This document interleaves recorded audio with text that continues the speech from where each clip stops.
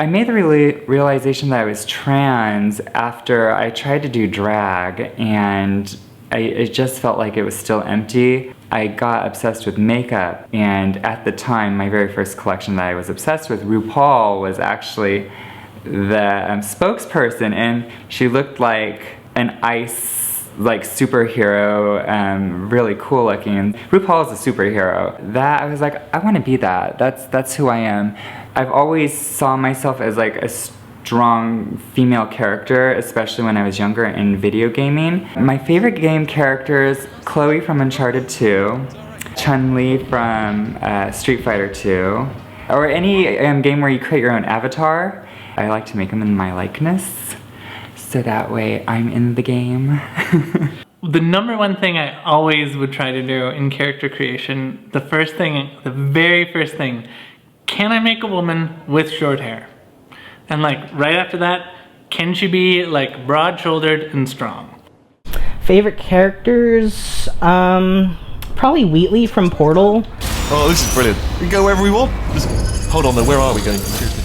I remember standing in line at the arcade with my brother, and Street Fighter 2 was like the big thing. I would always choose Chun-Li because there's like 8 characters and she was the only female.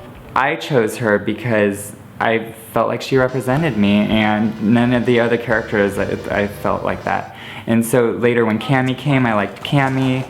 Rose in Street Fighter Alpha, I liked Rose because she actually had a dress and I thought that was fabulous. Peach was a big one growing up, because back then she was just the princess. I always kind of identified with her, and always just like picking the girl characters when I could. It's nice seeing yourself on the game screen, and that's your avatar out there. It's not actually you, but it's nice to kind of think it is you a little bit. Seeing Samus and knowing that was a girl going into that, I was like, this is really cool. And she kicked ass.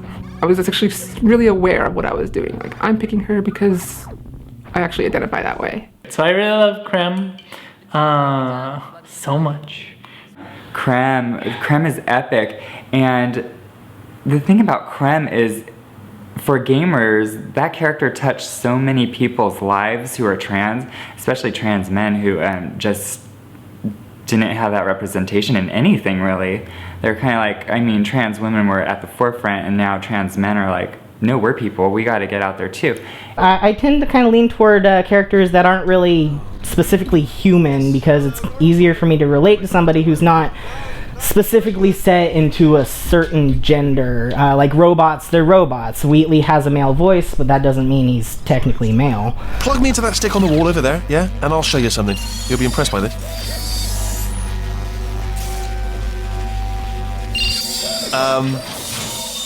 Yeah, I can't do it if you're watching.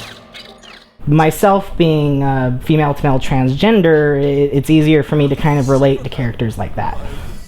Final Fantasy VI had Terra and Solis, characters that were so complicated. You know, they were never perfect, but they had a lot of expectations. And I think probably Terra Branford is a character that, you know, with her secretly being another form of entity, it might have some analog to being trans, where once she realizes what she is, she's like scared to show it. And having her go, who the hell am I? What am I? What am I supposed to be? Why do people expect things from me? I can probably relate to that on a few levels. But Final Fantasy VII really, though the reason why that one specifically stands out for me is because of the somewhat controversial cross-dressing scene with Cloud.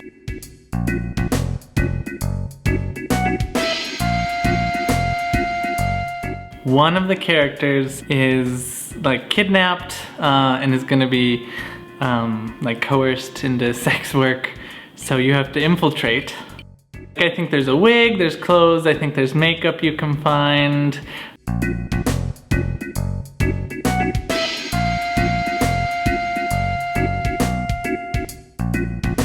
The graphics are so terrible. You have only the other characters' reactions to really gauge what they look like.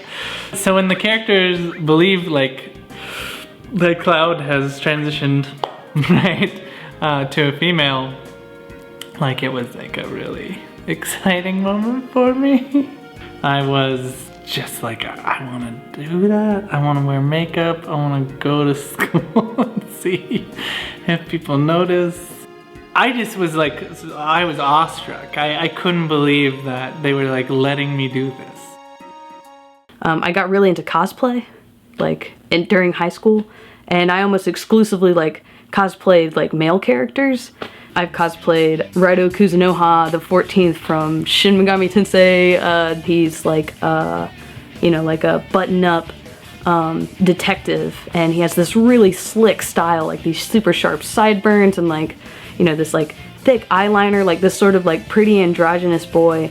And going to a convention as that character, it gave me an opportunity to like, to be that ideal and to like interact with people as that character. And that was the start of figuring out who I was. It was like, I am a trans man, and my end goal is to be as much of that person as I can be.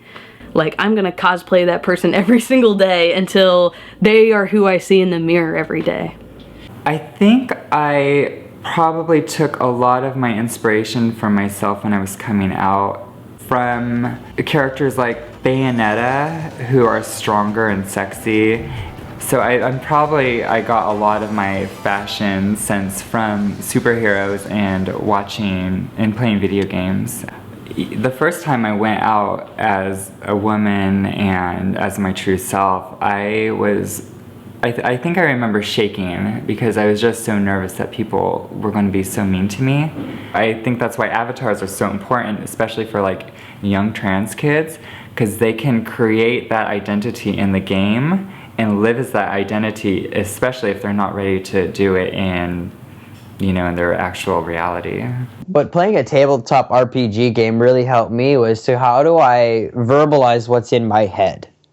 Because for a long time I spent just silencing that. Like when I first started playing D&D, I didn't know how to like do that, to be like, my character's doing this thing. I realized I didn't have that ability to vocalize it very well. It was ways of being like, okay, so if I can picture and visualize and pick apart this fantasy character, can I turn that eye on myself? It's harder for me to play things online. It's easier for me to do things face to face. I guess because people can't hide behind being anonymous that way. If they want to say something to me, I can react. When they're behind a computer, I can't do anything except feel hurt. I don't like games so much as where you have to hide. I never, like stealth games, I never got into Metal Gear Solid. And even when, like in Uncharted where you have to sneak around, I hate that. I just want to go in and fire. I don't want to have to creep around. I just want to like overcome. Thanks for watching. This video accompanies an article about trans gamers for Vice magazine. You can find a link to that in the description. And if you're a trans gamer, please share your favorite games and characters in the comments below.